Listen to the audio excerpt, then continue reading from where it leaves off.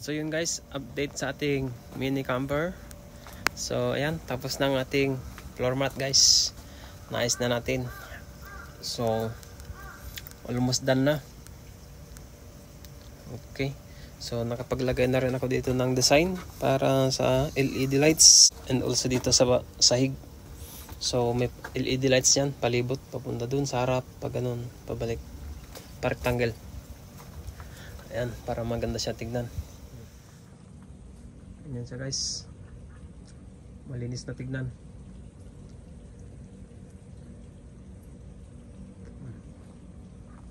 Okay, ayos na yung format natin. So ayan na siya guys. Inaantay ko na lang yung upuan. Ayusin ko to yung upholstery ko guys, upuan sa bed nya. So kung mapapansin nyo guys, sadya kong ginanyan yan para pag gusto kong tumayo, hindi ko na babalik-balik pa na ganun. Para kahit nakahiga ako tapos tatayo ako, may daanan pa rin kung sakali. Ayan.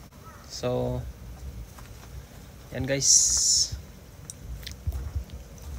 ang ganda na siya tingnan kasi natapos na yung kanyang sahig. Doon sa pintuan doon, okay na rin, natapos na rin. So tingnan natin guys. Ayan. Okay. So ito na lang ang di ko pa nailagay yung drawer. Yan, may drawer din dyan, dalawa. So ganyan na siya guys.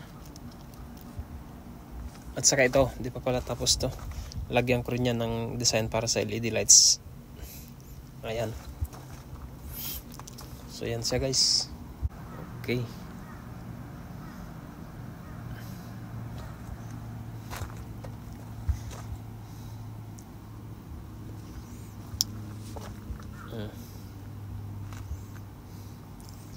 So ito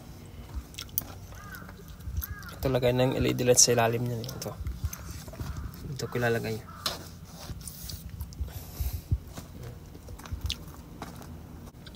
Tapos dito, ganyan na siya. Kasi dyan ko iwan yung mga tsinelas. Tatapos na rin. Saka pipinturahan ko na lang yan. Then tapos na. Konti na lang.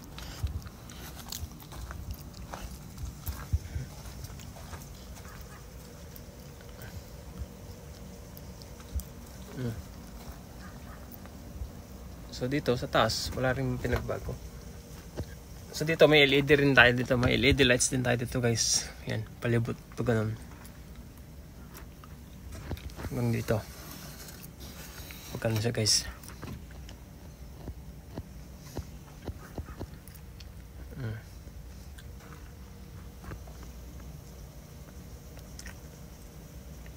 So yun lang guys. Salamat sa inyong panonood at pag-share ng aking video. Salamat guys. See you next video guys. Bye bye.